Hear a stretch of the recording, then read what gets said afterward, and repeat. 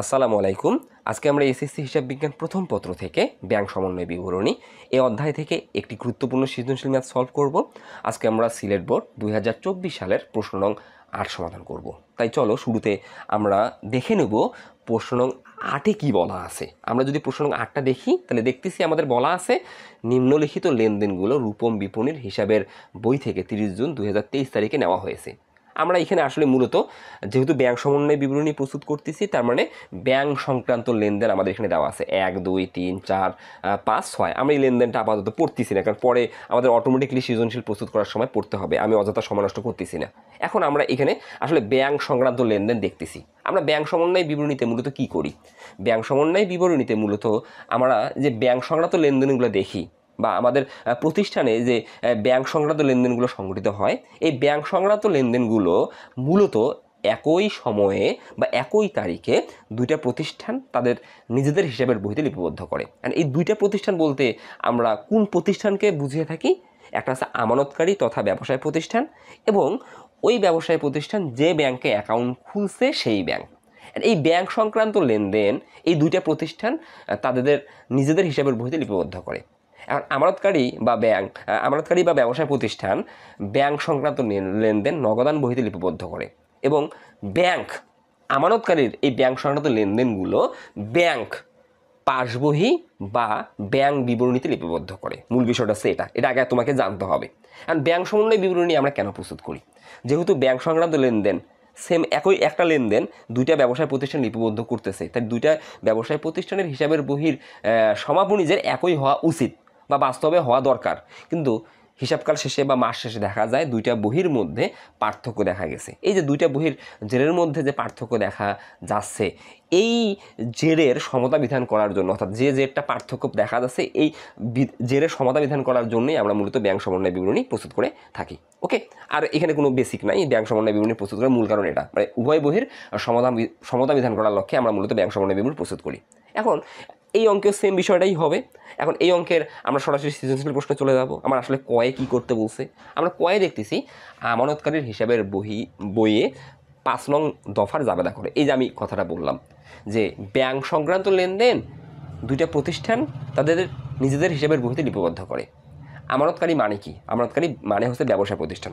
এখন ব্যবসায় প্রতিষ্ঠানের হিসাবের বইয়ে 5 নং লেনদেনের বা 5 নং দফার জাবেদা করো। তার মানে এখানে আমানতকারী মানে কিন্তু ব্যবসায় প্রতিষ্ঠানকে বোঝাচ্ছে। এখানে ব্যবসায় প্রতিষ্ঠান কে? রূপম বিপণী। এই দেখে স্পষ্ট বলা আছে রূপম বিপণী। তাহলে রূপম বিপণীর হিসাবের বহিতে এখানে যে 5 নং লেনদেনটা আছে, এই 5 নং লেনদেনের জাবেদা করতে হবে। এই জন্য তোমাকে কী করতে হবে? তুমি খাতায় লিখে নিবা আগে 8 নং প্রশ্নের সমাধান, লিখবা ক রূপম লিমিটেড এর নিচে লিখবা জাবেদা। এখন 5 নং লেনদেনে কি বলা আছে? ব্যাংক কর্তৃক সুদ মঞ্জুর 100 টাকা ও ব্যাংক চার্জ 50 টাকা, যা নগদান বইতে লেখা হয়নি। এখন আমানতকারীর বহিতে কোন লেনদেনগুলোর জন্য আমরা জাবেদা করবো, এটা বেসিক কি, এটা আগে জানতে হবে। 5 নং লেনদেন বাদ দাও। নর্মালি তুমি আগে বোঝার চেষ্টা করো যে যখন তোমাকে বলবে আমানতকারীর বহিতে জাবেদাভুক্ত করো, তুমি কোন লেনদেনগুলোর জন্য আমানতকারীর বহিতে জাবেদাভুক্ত করবা? যে লেনদেনগুলো এখনও নগদান বহিতে লেখা হয়নি, তার মানে যে লেনদেনগুলো ব্যাংক বিবরণী বা পাস বহিতে লেখা হয়েছে, নগদান বহিতে লেখা হয়নি, এই লেনদেনগুলোর জন্যই মূলত তুমি ব্যবসায় প্রতিষ্ঠানের বহিতে জাবেদা করবে। তাহলে ব্যাংক সুদ মঞ্জুর করলে 100 টাকায়, ব্যাংক সুদ কে দিচ্ছে? ব্যাংক দিচ্ছে। তাহলে ব্যাংক কি করছে? পাস বহিতে বা ব্যাংক বিবরণীতে তোমার অ্যাকাউন্টে ক্রেডিট করছে 100 টাকা। তাহলে ব্যাংক ক্রেডিট করছে, তুমি ডেবিট করো নাই। ব্যাংক চার্জ 50 টাকা তোমার অ্যাকাউন্টে ডেবিট করছে, কারণ ব্যাংকের দৃষ্টিকোণ থেকে তোমার অ্যাকাউন্টে টাকা বাড়লে ব্যাংকের দায় বাড়ে। তাহলে ব্যাংক কর্তৃক সুদ মঞ্জুর 100 টাকা, এই 100 টাকা তুমি পাবে, ব্যাংক তোমাকে দিবে, তোমার হাতে না দিয়ে তোমার অ্যাকাউন্টে জমা করবে। তাহলে তোমার অ্যাকাউন্টে যত টাকা আছে ওটা তো ব্যাংকের অলরেডি দায়, আরও 100 টাকা তোমার অ্যাকাউন্টে যদি বাড়ায় তাহলে ব্যাংকের দায় বাড়লো 100 টাকা। তাহলে ব্যাংকের দায় যদি বাড়ে, ব্যাংক কী করে? ব্যাংক এটা ক্রেডিট করে। ব্যাংক ক্রেডিট করছে, তুমি নগদান বহিতে ডেবিট করো নাই, মূল বিষয়টা হচ্ছে এটা। ঠিক তেমনইভাবে ব্যাংক চার্জ 50 টাকা, যা নগদান বহিতে লেখা নেই। ব্যাংক চার্জ মানে কি? তুমি যে ব্যাংকের কাছ থেকে বিভিন্ন সেবা নিচ্ছ, তোমার টাকাটা যে ব্যাংক সঠিকভাবে সংরক্ষণ করতেছে, তুমি ব্যাংকের এটিএম বুথ ব্যবহার করে তুমি টাকা উত্তোলন করতেছো, এই যে ব্যাংক তোমাকে বিভিন্ন ফেসিলিটিস প্রদান করতেছে, এই জন্য ব্যাংক তোমার কাছে নির্দিষ্ট সময় অন্তর অন্তর একটা সার্ভিস চার্জ নিবে। তাহলে ব্যাংক তোমার কাছে কত টাকা সার্ভিস চার্জ নিচ্ছে? 50 টাকা। এই 50 টাকা তোমার কি হাতে নিবে, হাত থেকে নিবে? না, তোমার অ্যাকাউন্ট থেকে কেটে নিবে। তো তোমার অ্যাকাউন্ট থেকে যদি ব্যাংক 50 টাকা কেটে নেয়, তার মানে কি তোমার অ্যাকাউন্টে টাকা কমে গেল, তার মানে ব্যাংকের দায় কমে গেল, কারণ ব্যাংকের দৃষ্টিকোণ থেকে তোমার টাকাটা হচ্ছে ব্যাংকের দায়। তাহলে তোমার অ্যাকাউন্টে 50 টাকা কমা মানে কি? ব্যাংকের দায় কমে যাওয়া। তাহলে ব্যাংক যখন কি করে, তোমার অ্যাকাউন্টকে বাড়ায়, তাহলে ব্যাংকের দায় বাড়ে, তখন ব্যাংক ক্রেডিট করে। তোমার অ্যাকাউন্টে যখন কমায়, ব্যাংকের দায় কমে, ব্যাংক ডেবিট করে। তাহলে এখানে মূল বিষয়টা কি? এখানে সুদ তোমার অ্যাকাউন্টে বাড়াইছে, তাহলে ব্যাংক এটা ক্রেডিট করছে, আর চার্জ তোমার অ্যাকাউন্ট থেকে কমাইছে, ব্যাংক এখানে ডেবিট করছে। তাহলে ব্যাংক যাহা করে তুমি তাহার অপোজিটটা করো। ব্যাংক এখানে 100 টাকা ক্রেডিট করছে, তুমি ডেবিট করছো। ব্যাংক এখানে 50 টাকা ডেবিট করছে, তুমি ক্রেডিট করবা। আর নগদান বইতে লেখা হয়নি মানে কি? এই দুইটা লেনদেন পাসবহি বা ব্যাংক বিবৃতিতে লেখা হয়েছে, তুমি জানো না এটা তো একটা ক্রেডিট মেমোরেন্ডাম, একটা ডেবিট মেমোরেন্ডাম। তুমি হিসাবকাল শেষে পর্যন্ত তুমি জানো নাই, তাই তুমি ওই হিসাবকালে এই দুইটা লেনদেন হিসাবভুক্ত করো নি, তাই তো দুইটা বহির মধ্যে পার্থক্য দেখা গেছে। এখন তোমাকে কি করতে হবে? এই দুইটা লেনদেনে জাবেদা করতে হবে। মূল বিষয়টা হচ্ছে এটা। তুমি ব্যাংক কর্তৃক সুদ মঞ্জুর যে 100 টাকা, তোমার এটা কি আয়? তোমার এটা আয়। আর এই 100 টাকার ফলে তোমার অ্যাকাউন্টে টাকা বাড়ছে, কারণ ব্যাংকের দায় বাড়ছে। ব্যাংকের যদি দায় বাড়ে, তোমার কি বাড়ছে? তোমার তো সম্পদ বাড়ছে। তাহলে আমরা হিসাব বিজ্ঞানের নিয়ম অনুযায়ী কী জানি? সম্পদ বাড়লে ডেবিট। এখন তুমি কি করবে? তোমাকে বললাম আমি লিখবা, জাবেদা ছক করবে, তারিখ, বিবরণ, খতিয়ান, পৃষ্ঠা, ডেবিট টাকা, ক্রেডিট টাকা। এখন তুমি জাবেদা করবে। তাহলে তোমার টাকা কোথায় বাড়ছে? ব্যাংকে। তোমার টাকা যদি ব্যাংকে বাড়ে, তাহলে ব্যাংক হিসাব, তোমার তো সম্পদ, ব্যাংকে টাকা বাড়লে ব্যাংক হিসাব ডেবিট, ব্যাংকে টাকা কমলে ব্যাংক হিসাব ক্রেডিট। তাহলে এটার জন্য তুমি জাবেদা কী করবে? তুমি ব্যাংক হিসাবকে ডেবিট করবে, কারণ ব্যাংকে তোমার 100 টাকা বাড়ছে, তুমি হিসাবভুক্ত করো নেই, এই জন্য তুমি জাবেদা লিখবে 2023 জুন 30 কয় নম্বর ক্রমিক 5। এই যে ব্যাংক হিসাব ডেবিট 100 টাকা। আর ব্যাংক সুদ তো তোমার আয়, কারণ ব্যাংক জমা টাকার উপর তোমাকে সুদ দিচ্ছে, তোমার এটা আয় হচ্ছে, তাহলে ব্যাংক সুদ হিসাব আয় বাড়ার জন্য। তাহলে ব্যাংক হিসাব ডেবিট ব্যাংকের সম্পদ বাড়ার জন্য, আর ব্যাংক সুদ হিসাব ক্রেডিট আয় বাড়ার জন্য। 100 টাকা 100 টাকা, ওকে। ঠিক তেমনইভাবে ব্যাংক তোমার অ্যাকাউন্ট থেকে 50 টাকা কেটে নিছে, তোমার অ্যাকাউন্ট থেকে কেটে নিছে মানে কি? তোমার সম্পদ কমে গেছে। আর এই 50 টাকা তোমার কি হয়েছে? হিসাব বিজ্ঞানের দৃষ্টিকোণ থেকে তোমার ব্যয় হয়েছে। তাহলে এটার জন্য যাবে কি করবা? আবার দিবে জুন 30/5 ব্যাংক চার্জ হিসাব ডেবিট, কারণ ব্যাংক চার্জ তোমার ব্যয়, ব্যাংক চার্জ হিসাব ডেবিট। তোমার টাকাটা কোথা থেকে কমে গেছে? কারবারের ক্যাশ বাক্স থেকে না ব্যাংক অ্যাকাউন্ট থেকে? ব্যাংক অ্যাকাউন্ট থেকে, কারণ তোমার ব্যাংক তো তোমার 50 টাকা তোমার অ্যাকাউন্ট থেকে কেটে নিছে, তো তোমার ব্যাংক অ্যাকাউন্টের সম্পদ কমে গেছে। তাহলে আমরা কি জানি? ব্যাংক হিসাব যদি সম্পদ ব্যাংক হিসাবে নগদ টাকা বাড়ে, ব্যাংক হিসাব ডেবিট। যদি ব্যাংক হিসাবে নগদ টাকা কমে যায় তোমার, তাহলে ব্যাংক হিসাব ক্রেডিট। তাহলে ব্যাংক থেকে তোমার কত টাকা কমে গেছে? 50 টাকা কমে গেছে, তাহলে ব্যাংক হিসাব ক্রেডিট। তাহলে যাবে কী হবে? ব্যাংক চার্জ হিসাব ডেবিট, ব্যাংক হিসাব ক্রেডিট। আরেকটা সহজ হিসাব হচ্ছে, এই 100 টাকার জন্য ব্যাংক কী করছে? ব্যাংক ক্রেডিট করছে, তুমি কী করো? ডেবিট করো নি। তুমি ডেবিট করো নি মানে ব্যাংক হিসাব ডেবিট। কি ডেবিট করো নি? সুদ, তাহলে ব্যাংক সুদ হিসাব ক্রেডিট। ঠিক তেমনইভাবে এই 50 টাকার জন্য ব্যাংক চার্জ, ব্যাংক কী করছে? ডেবিট করছে। ব্যাংক যেটা ডেবিট করে তুমি সেটা কী করো? ক্রেডিট করো। তাহলে ব্যাংক ডেবিট করছে, তুমি কী করো নাই? ক্রেডিট করো নাই। তো তুমি যেটা করো নি সেটা তো ব্যাংক হিসাব, এই দেখো ব্যাংক হিসাব ক্রেডিট, তুমি যেটা করো নি সেটাই ক্রেডিট। ওকে, তাহলে আমরা খুব সহজে কয়ের জাবেদা করে ফেললাম, ক আমাদের ডান। ওকে, এখন আমরা ক্ষয়ের সমাধান করব। ক্ষয় কী বলছে? শুধুমাত্র ব্যাংক বিবরণীতে হিসাবভুক্ত করা হয়েছে এইরূপ দফাগুলো চিহ্নিত করে মোট টাকার পরিমাণ নির্ণয় করো। একদম সহজ একটি ম্যাথ। শুধুমাত্র ব্যাংক বিবরণীতে হিসাবভুক্ত হয়েছে, তার মানে যে দফাগুলো শুধুমাত্র ব্যাংক বিবরণীতে লেখা হয়েছে, নগদান বহিতে লেখা হয়নি, সেগুলো চিহ্নিত করে তার মোট পরিমাণ নির্ণয় করতে বলছে। তার মানে আমি আবারও বলতেছি, শুধুমাত্র যে ব্যাংক সংক্রান্ত লেনদেনগুলো ব্যাংক বিবরণীতে অর্থাৎ পাস বহিতে লেখা হয়েছে। এখন ব্যাংক বিবরণী বা পাস বহিতে শুধুমাত্র কোন লেনদেনগুলো লেখা হয়? ডেবিট মেমোরেন্ডাম আর ক্রেডিট মেমোরেন্ডাম। তাহলে এখন আমরা দেখলেই বুঝতে পারবো, এটা খুবই একটা সহজ সৃজনশীল অঙ্ক দিছে তোমাকে এখানে, অত এখানে ঝামেলা নেই। আমরা লিখব ব্যাংক বিবরণীতে হিসাবভুক্ত হয়েছে এরূপ দফা চিহ্নিত করে মোট টাকার পরিমাণ নির্ণয়।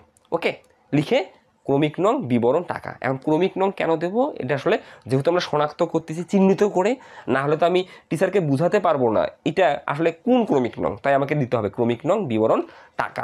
এখন আমরা শুরু থেকে আসি, কোন লেনদেনগুলো শুধুমাত্র পাস বহি বা ব্যাংক বিবরণীতে লেখা হয়েছে, নগদান বহিতে লেখা হয়নি। তার মানে আমরা বলতে পারি ক্রেডিট মেমোরেন্ডাম আর ডেবিট মেমোরেন্ডাম।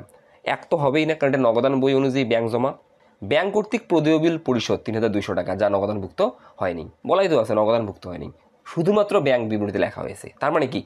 ব্যাংক কর্তৃক প্রদেয় বিল পরিশোধ, ব্যাংক তোমার হয়ে 3,200 টাকা। তার মানে তোমার মানে ব্যবসায় প্রতিষ্ঠানের হয়ে 3,200 টাকার প্রদেয় বিলের টাকা পরিশোধ করছে। তাহলে ব্যাংক কি করছে?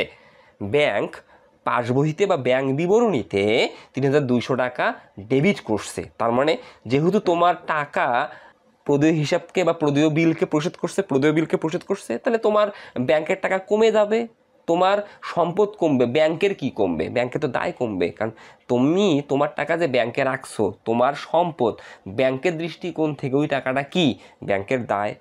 তাহলে তুমি যত টাকা রাখছো সেখান থেকে তোমার দায় পরিশোধ করলো ব্যাংক 3,200 টাকা। তো তোমার ব্যাংকে টাকা কমবে না বাড়বে? কমে যাবে। তাহলে তোমার যদি টাকা কমে যায়, তাহলে ব্যাংক এই 3,200 টাকা কি করছে? ব্যাংক পাসবইতে ডেবিট করছে। তুমি কি করো নাই? ক্রেডিট করো নাই, তাই তো নগদানভুক্ত হয়নি। আমি এটা বেসিক সহ তোমাকে বুঝাচ্ছি মূল বিষয়টা, যে ব্যাংক ডেবিট করছে, তুমি ক্রেডিট করো নাই, তুমি ক্রেডিট করো নাই মানে তো নগদানভুক্ত হয়নি। তাহলে এই লেনদেনটা শুধুমাত্র ব্যাংক বিবরণীতে লেখা হয়েছে, নগদান বইতে লেখা নেই, লেখাই তো আছে। ওকে, তাই আমরা লিখব ক্রমিক নং দেব 2, ব্যাংক কর্তৃক পরিশোধিত প্রদেয় বিল, বা তুমি ওইটাই লিখে দিতে পারো, টাকা লিখবে 3,200 টাকা। এটা আসলে কীভাবে লিখতে হবে এটা এত ইম্পর্টেন্ট না, যেমন আছে তেমন লিখে দিলেও হবে, বা আর একটু সাজিয়ে গুছিয়ে লিখলেও হবে, এটার জন্য কোনো মার্ক কাটা যাবে না। এবার আসি আমরা 3, ব্যাংকে চেক জমা করা হয়েছে 2,100 টাকা, যা এখনও আদায় হয়নি। দেখো, ব্যাংকে চেক জমা করা হয়েছে, এটা একটু ভালো করে বুঝতে হবে আমাকে। আমি কারো কাছ থেকে চেক পাইছি, সেটা হতে পারে সরাসরি বিক্রয়ের মাধ্যমে, সেটা হতে পারে প্রাপ্য হিসাবের কাছ থেকে, যেভাবে হোক না কেন কেউ আমাকে চেক দিছে। এখন আধুনিক ব্যাংকিং সিস্টেমে চেক ভাঙানোর উপায়টা কি?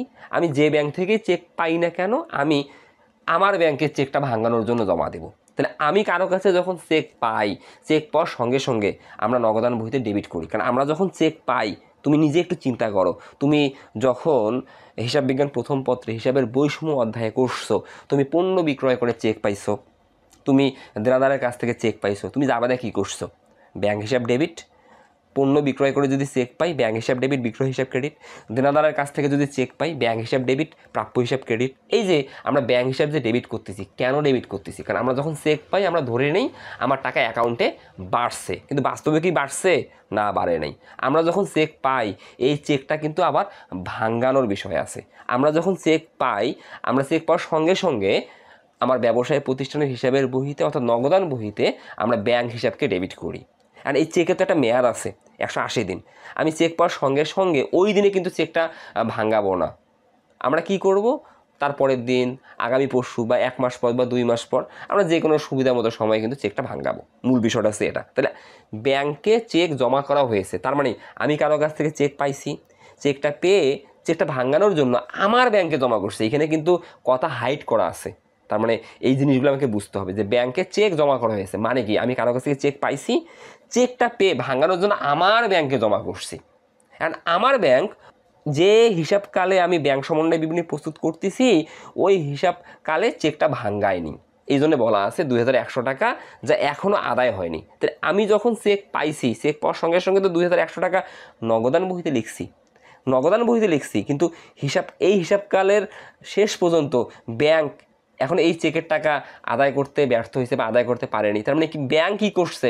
পাস বহিতে এখনও ক্রেডিট করেনি। তাহলে এই 2,100 টাকা কোথায় লেখা হয়েছে? নগদান বহিতে লেখা হয়েছে। লেখা হয়নি কোথায়?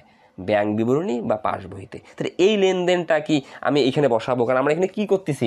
ব্যাংক বিবরণীতে হিসেবভুক্ত হয়েছে, এইরূপ দফা চিহ্নিত করে মোট টাকার পরিমাণ নির্ণয়। তাহলে এটা তো নগদান বহিতে লেখা হয়েছে, এটা কোথায় লেখা হয়নি? ব্যাংক বিবরণীতে লেখা হয়নি, তাহলে এটা বসবে না।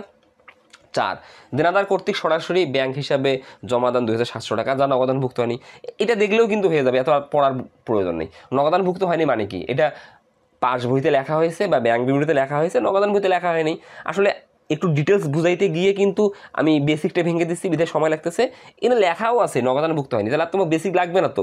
নগদানভুক্ত হয়নি মানে কি? পাস বইতে লেখা হয়েছে বা ব্যাংক বিবরণীতে লেখা হয়েছে, নগদান বইতে লেখা হয়নি। তাহলে তোমার দেনাদার অর্থাৎ তুমি যার কাছে টাকা পাও, তাকে তুমি অ্যাকাউন্ট নাম্বার দিয়ে দিছো, সে কী করছে? তোমার অ্যাকাউন্টে 2,700 টাকা দিয়ে দিছে। তার মানে ব্যাংক তোমার অ্যাকাউন্টে 2,700 টাকা জমা বাড়িয়েছে। তাহলে ব্যাংক অ্যাকাউন্টে যদি গ্রাহকের জমা বাড়ে, তাহলে ব্যাংকের দায় বাড়ে ব্যাংকের দৃষ্টিকোণ থেকে। তাহলে ব্যাংক পাস বইতে বা ব্যাংক বিবরণীতে 2,700 টাকা তোমার নামে ক্রেডিট করছে। তো ব্যাংক ক্রেডিট করছে, তুমি নগদানভুক্ত করো নি, মানে তুমি ডেবিট করো নাই, মূল বিষয়টা হচ্ছে এটা। তাহলে তুমি 2700 টাকা নগদান বহিতে ডেবিট করো নাই, তাহলে নগদানভুক্ত হয় নাই, তার মানে কি ব্যাংক বিবরণীতে লেখা হয়েছে। তাহলে তুমি তো ওইটাই বের করতেছো, ব্যাংক বিবরণীতে যে দফাগুলো লেখা হয়েছে সেটা চিহ্নিত করে তার পরিমাণ নির্ণয়। তো তুমি এখন লিখবা 4, এই 4 দেনাদার কর্তৃক সরাসরি ব্যাংকে জমা দান 2700 টাকা। মূল কথাটা সহজভাবে যদি আমি বলি যে লেনদেনগুলো নগদানভুক্ত হয় নাই, ব্যাংক বিবরণীতে লেখা হয়েছে, সেগুলো আমরা এখানে লিখব। তাহলে আমাদের 4 হয়ে গেল। এখন 5 আসি আমরা।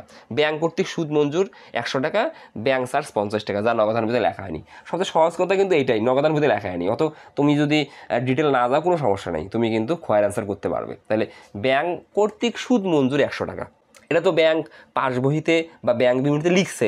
এটা ব্যাংক বিবরণীতে ব্যাংক কী করছে, তোমার নামে ক্রেডিট করছে।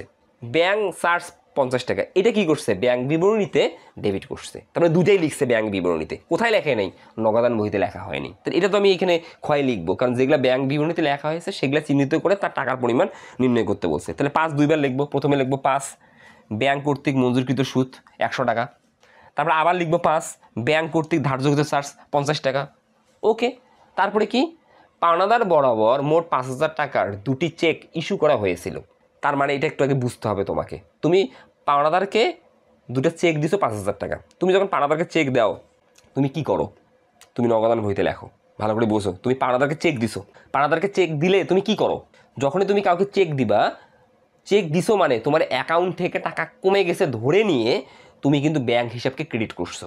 তো তুমি যখনই কাউকে চেক দিবা, তুমি নগদান বহিতে ব্যাংক হিসাব বা ব্যাংক কলামে ক্রেডিট করবা। মূল কথা হচ্ছে এটা।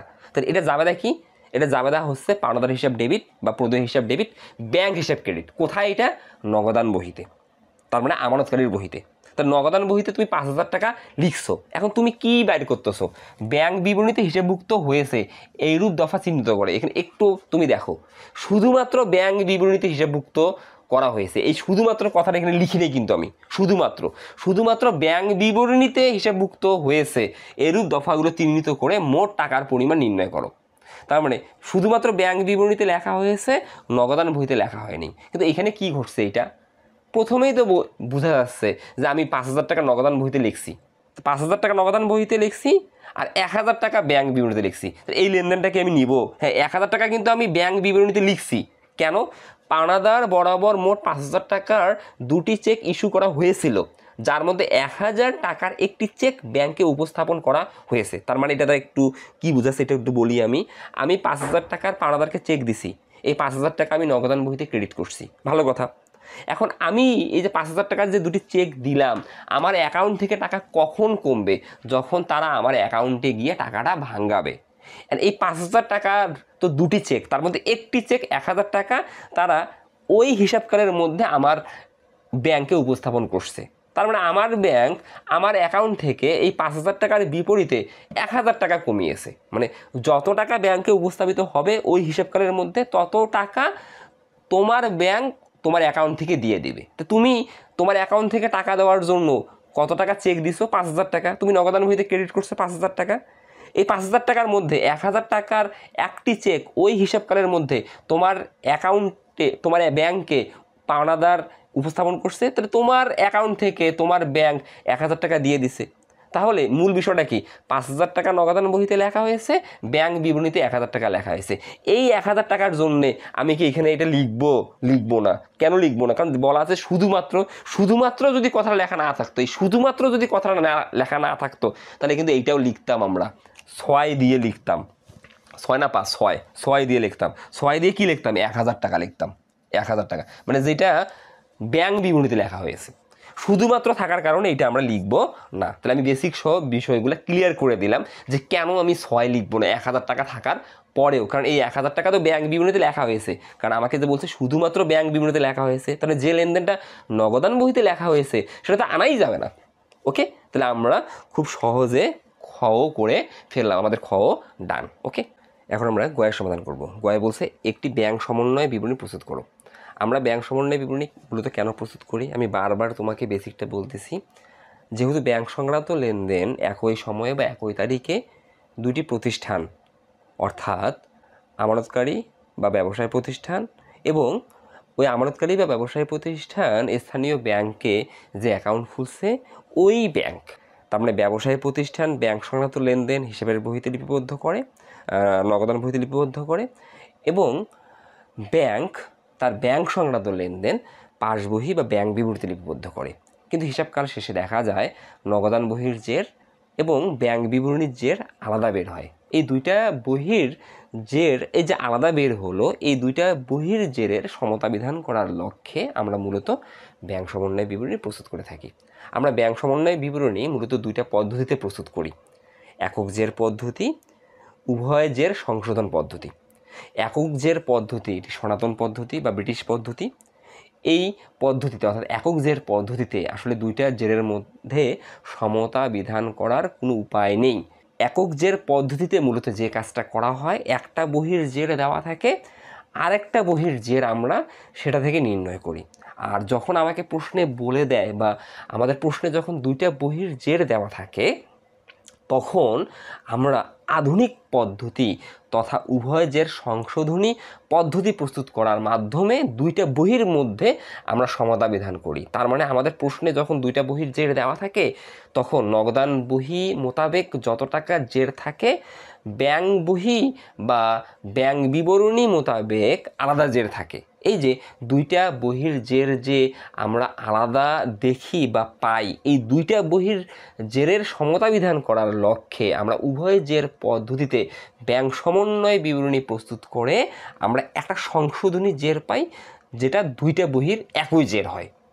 এখন আমরা যে প্রশ্ন থেকে ব্যাংক সমন্বয় বিবরণী প্রস্তুত করব, একটি ব্যাংক সমন্বয় বিবরণী যে প্রস্তুত করার কথা বলা আছে, আমাকে দেখতে হবে এখানে একটা জের দেওয়া আছে না দুইটা জের দেওয়া আছে। এটা হচ্ছে বোঝার উপায়। যদি একটা জের দেওয়া থাকে তাহলে একক জের পদ্ধতিতে তোমাকে ব্যাংক সমন্বয় বিবরণী প্রস্তুত করতে হবে, আর যদি দুইটা জের দেওয়া থাকে তাহলে তোমাকে উভয় জের সংশোধন পদ্ধতি অর্থাৎ আধুনিক পদ্ধতিতে তোমাকে ব্যাংক সমন্বয় বিবরণী প্রস্তুত করতে হবে। এখানে আমরা দেখতেছি যে নিম্নলিখিত লেনদেনগুলো রূপম বিপণীর হিসাবের বই থেকে 30 জুন 2023 তারিখে নেওয়া হয়েছে।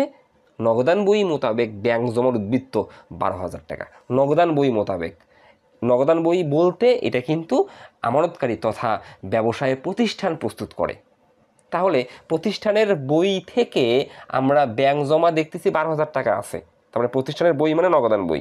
এখন ব্যাংক বিবরণী অনুযায়ী কি ব্যাংক জমা আছে নিচে কোথাও? না, নেই। তার মানে আমাদের প্রশ্নে একটা বহির জের দেওয়া আছে। এই একটা বহির জের দেওয়া থাকার কারণে আমরা একক জের পদ্ধতিতে ব্যাংক সমন্বয় বিবরণী প্রস্তুত করব। মূল কথা হচ্ছে এটা। এখন একক জের পদ্ধতিতে আমরা যখন ব্যাংক সমন্বয় বিবরণী প্রস্তুত করব, তখন আমাদের ছকটা হবে এমন।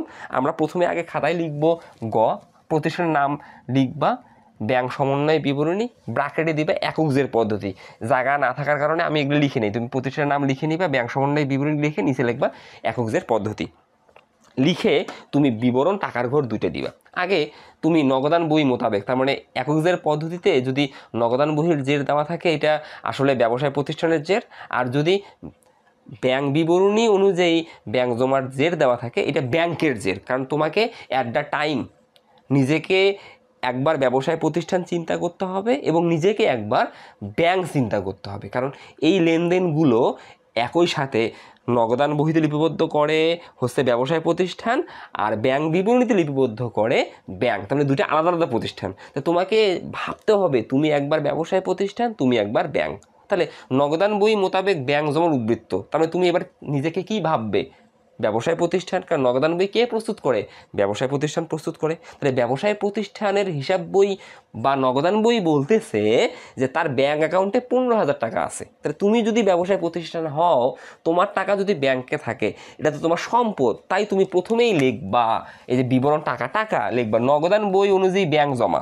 এখন নগদান বই অনুযায়ী ব্যাংক জমা, তার মানে প্রতিষ্ঠানের দৃষ্টিকোণ থেকে তোমার এটা তো সম্পদ, তাই এটা ডেবিট জের প্রকাশ করবে। কারণ আমরা এখানে ডেবিট ক্রেডিটের মাধ্যমে যোগ বিয়োগ করব, মুখস্থ না। তাহলে আমি ডেবিট দ্বারা অঙ্ক শুরু করলাম, তাহলে যেগুলো ডেবিট হবে সেগুলো যোগ করব, যেগুলো ক্রেডিট হবে সেগুলো বিয়োগ করবো। কারণ আমি বারবার এই বেসিকটা বলতেছি, কারণ ডেবিটটা যদি ডেবিট হয় তাহলে অ্যাকাউন্টিংয়ে যোগ হয়, ডেবিটটা যদি ক্রেডিট হয় তাহলে অ্যাকাউন্টিংয়ে বিয়োগ হয়, এটা বুঝতে হবে। তাহলে আমি ডেবিট দিয়ে শুরু করছি, তো যদি ডেবিট হয় আমি যোগ করব, আমি ডেবিট দিয়ে শুরু করছি, যদি ক্রেডিট হয় আমি বিয়োগ করব।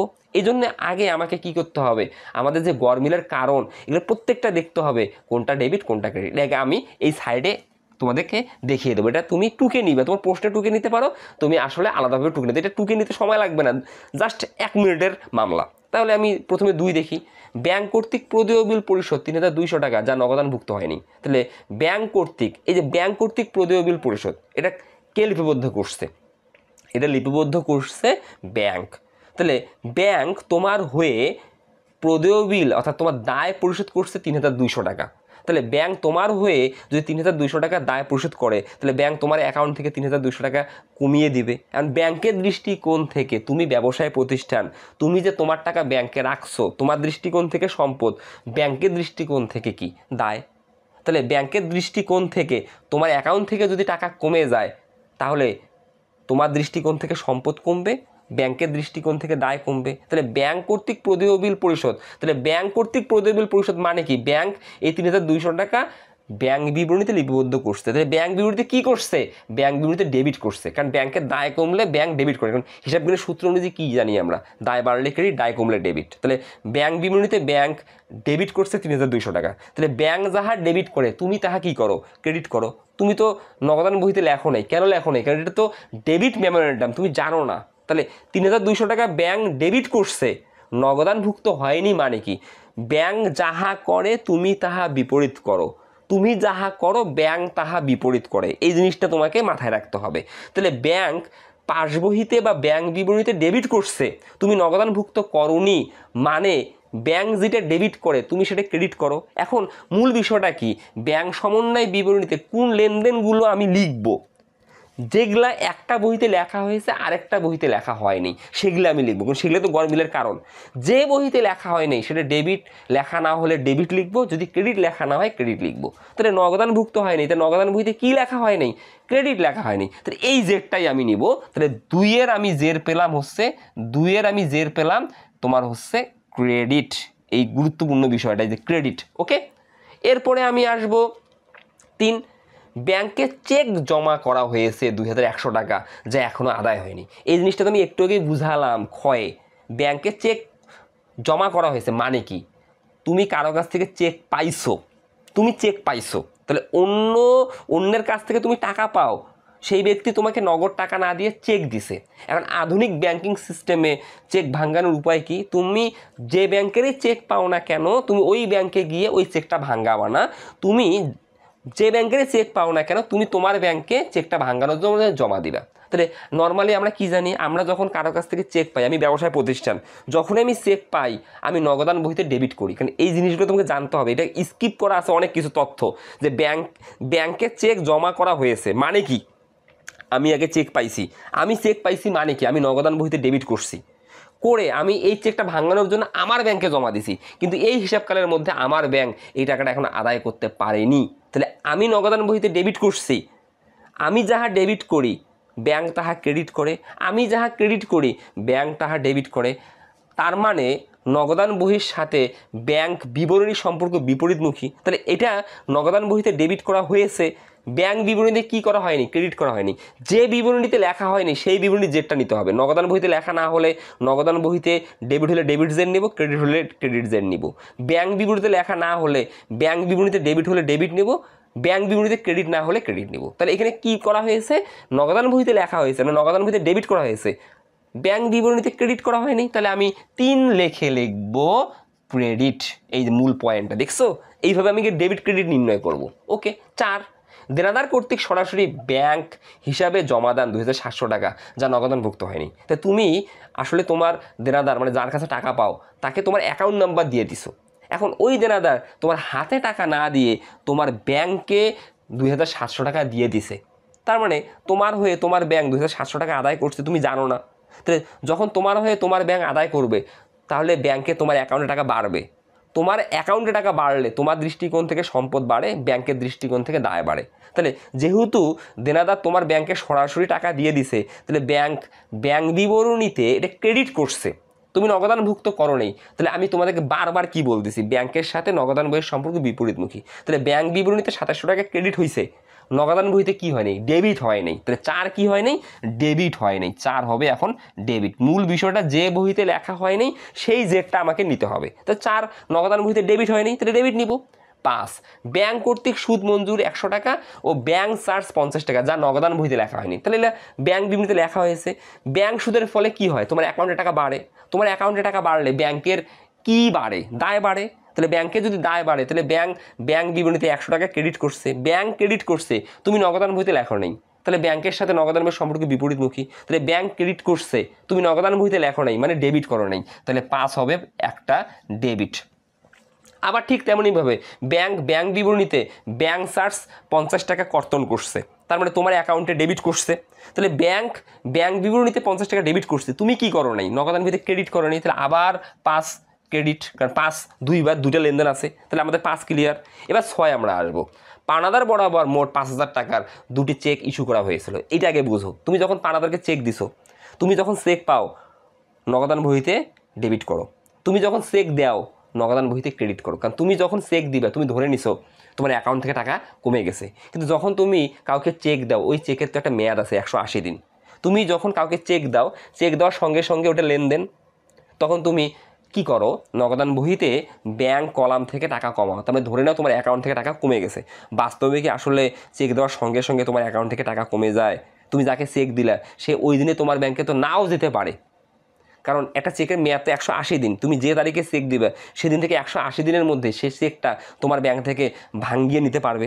তো তুমি এখানে 6 কী করছো, পানাদারকে দুটি চেক দিছো 5000 টাকা, তুমি নগদান বইতে ক্রেডিট করছো, কিন্তু ওই হিসাবকালের মধ্যে একটি চেক 1000 টাকা। এই দেখো, পানাদার বরাবর মোট 5000 টাকার দুটি চেক ইস্যু করা হয়েছিল, যার মধ্যে 1000 টাকার একটি চেক ব্যাংকে উপস্থাপন করা হয়েছিল। তাহলে মূল বিষয়টা কি, তুমি নগদান বহিতে ক্রেডিট করছো 5000 টাকা, ওই হিসাবকালের মধ্যে একটি চেক ব্যাংকে উপস্থাপিত হয়েছে, তাহলে এই একটি চেকের টাকা 5000 টাকার বিপরীতে একটি চেকের টাকা ব্যাংক তোমার অ্যাকাউন্ট থেকে কমিয়েছে, তাহলে তুমি ক্রেডিট করছো 5000, ব্যাংক ডেবিট করছে 1000। তাহলে ওই হিসাবকালে, এই হিসাবকালে আমি যে হিসাবকালে অঙ্ক করতেছি 30 জুন তারিখে, তো 30 জুন তারিখের মধ্যে তুমি নগদান বহিতে ডেবিট করছো 5000, কিন্তু ব্যাংক কি করছে, ডেবিট করছে 1000, তাহলে ব্যাংক ডেবিট করে নেই কত, 4000। মূল বিষয়টা কি, যত টাকা লেখা হয়নি তত টাকায় তো গরমিলের কারণ। তাহলে নগদান বহিতে ক্রেডিট হয়েছে 5000, ব্যাংক বিবরণীতে ডেবিট হয়েছে 1000। যদি নগদান বহিতে ক্রেডিট 5000-এর বিপরীতে ব্যাংক বিবরণীতে ডেবিট 5000-এ হইতো, তাহলে তো ক্রেডিট নগদান বহিতে ক্রেডিট করা হয়েছে 5000, ব্যাংক বিবরণীতে ডেবিট করা হয়েছে 5000, তাহলে তো গরমিলের কারণ না। কারণ গরমিলের কারণটা কি, একটা বহিতে লেখা হয়েছে একটা বহিতে লেখা হয়নি, মূল বিষয়টা এটা। বা একটা বহিতে সঠিক করে লেখা হয়েছে একটা বহিতে সঠিক করে লেখা হয়নি, তাহলে এটা নগদান বহিতে ক্রেডিট করা হয়েছে 5000, ব্যাংক বিবরণীতে ডেবিট করা হয়েছে কত, 1000, তাহলে ব্যাংক বিবরণীতে লেখা হয়নি কত, 4000। এই 4000-এর জন্য তো দুইটা বহির মধ্যে গরমিল লেখা যাবে, এই 4000 টাকাই তো গরমিলের কারণ। তো এই 4000 টাকার জন্য কি করা হয়েছে, ব্যাংক বিবরণীতে 4000 টাকা ডেবিট করা হয়নি, কারণ তুমি ক্রেডিট করছো, তোমার সাথে ব্যাংক বিবরণীর সম্পর্ক কি বিপরীতমুখী। তো নগদান বহিতে ক্রেডিট মানে ব্যাংক বিবরণীতে ডেবিট, তাহলে কত টাকা ডেবিট করা হয়নি, 4000 টাকা। কেন ডেবিট করা হয়নি, কারণ ওই 4000 টাকার চেকটা এখনও 30 জুন তারিখে উপস্থাপন করা হয়নি। তাহলে ব্যাংক কি স্বপ্ন দেখে তোমার অ্যাকাউন্ট থেকে টাকা কমিয়ে দেবে, কখনোই না। যতক্ষণ না ওই চেকটা ব্যাংকে উপস্থাপন হবে ততক্ষণ না তোমার অ্যাকাউন্ট থেকে টাকা কমবে। মূল বিষয়টা হচ্ছে এটা। তাহলে তোমার অ্যাকাউন্ট থেকে কত টাকা কমানো হয় নাই, 4000 টাকা। তাহলে ব্যাংক যখন তোমার অ্যাকাউন্ট থেকে টাকা কমায় তখন ব্যাংক তো ডেবিট করে, তাহলে ব্যাংক ডেবিট করে নি 4000 টাকা, তাহলে 6 হবে ডেবিট, এটা হবে 4000 টাকা, 4000 টাকা ডেবিট হবে। এটা একটু তোমাকে লিখে রাখতে হবে। তাহলে ওকে, আমাদের ডেবিট ক্রেডিট লেখা শেষ। এখন আমরা এই জিনিসগুলোই এখন বসাবো। তার মানে কীভাবে বসাবো, আমি কিন্তু ডেবিট দ্বারা অঙ্ক শুরু করছি, যেগুলো যেগুলো ডেবিট সেগুলো যোগ করবো। মূল পয়েন্টটা হচ্ছে এটা, এগুলো দেখা লাগবে না। তাহলে আমার ডেবিট কী কী আছে আমি গোল দিচ্ছি, এই যে ডেবিট, এই ডেবিট, এই হচ্ছে ডেবিট। তাহলে এই যে 4, 5, 6 এই তিনটা লেনদেন আমি আগে যোগ করব। তাহলে আমি লিখবো যোগ, কারণ আমি ডেবিট ক্রেডিটের মানে যোগ বিয়োগ করবো। তাহলে প্রথমে কি 4-এর কথাটা জাস্ট এখান থেকে দেখে নেবো আমরা। 4-এর কি বলা আছে, দেনাদার কর্তৃক সরাসরি ব্যাংক হিসাবে জমা দেন। তাহলে আমি এই যে এটা ক্রমিক নং 1 দিয়ে লিখবো, দেনাদার কর্তৃক সরাসরি ব্যাংকে জমা। এটা কত নম্বর আমাদের প্রশ্নের ক্রমিক, এটা 4 দিয়ে দেবো। এই যে 2700 টাকা, এই দেখো এখানে 2700 টাকা আছে, ডেবিট যোগ করে দিলাম। তারপরে 2 কোনটা আসবে, এই যে 5 আসবে, 5-এর ডেবিট আসবে। 5-এর ডেবিট কোনটা, এই যে 5-এর ডেবিট হচ্ছে 100 টাকা, কারণ ব্যাংক কর্তৃক মঞ্জুরকৃত সুদ, এটা কিন্তু ব্যাংক বিবরণীতে ক্রেডিট হয়েছে, ব্যাংক বিবরণীতে ক্রেডিট হয়েছে, নগদান ভিতরে ডেবিট হয়নি 100 টাকা। এই যে ব্যাংক কর্তৃক মঞ্জুরকৃত সুদ, এই 5, 100 টাকা ডেবিট যোগ হলো। তারপরে আমি পেলাম এখনও সর্বশেষ 6, সেটা হচ্ছে এই যে আমি চেক ইস্যু করছি, ইস্যুকৃত চেক ব্যাংকে উপস্থাপিত না হওয়ার কারণে ব্যাংক ডেবিট করেনি কত 4,000 টাকা।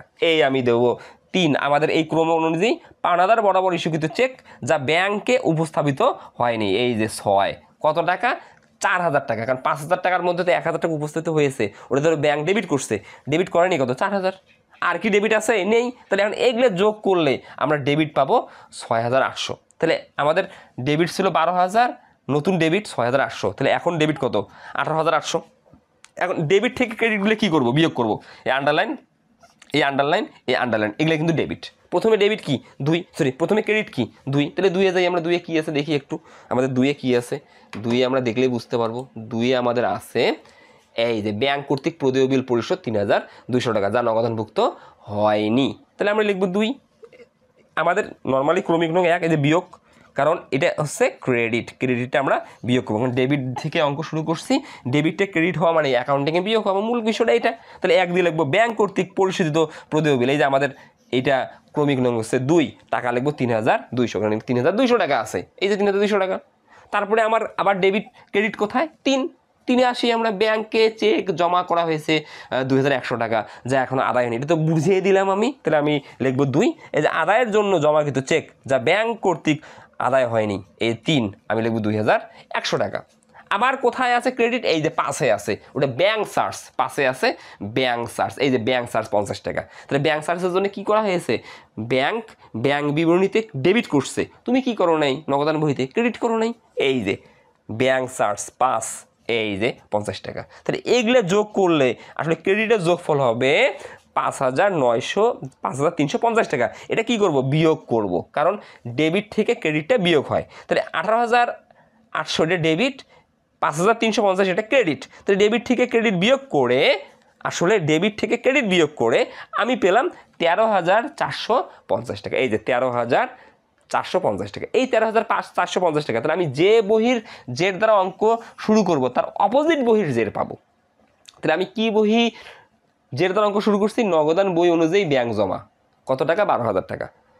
ব্যাংক, এই দেখো ব্যাংক বিবরণ অনুযায়ী ব্যাংক জমা আসলে 13,450 টাকা। তার মানে কি একক জের পদ্ধতিতে দুইটা বহির মধ্যে কি আমি সমতা বিধান করতে পারলাম না, এটা সনাতন পদ্ধতি মানে ব্রিটিশ পদ্ধতি। এটাতে জাস্ট আমরা কি করি, দুইটা বহির জেডটা ফাইন্ড আউট করি, এটাতে সমতা বিধান করার কোনো উপায় নাই। এইভাবে আসলে আমরা সমাধান করলাম ব্যাংক সমন্বয় বিবরণী একদম বেসিক সহ। তোমরা ভালো থাকবে, সুস্থ থাকবে, আজকে এই পর্যন্তই, আল্লাহ হাফেজ, আসসালামু আলাইকুম সবাইকে।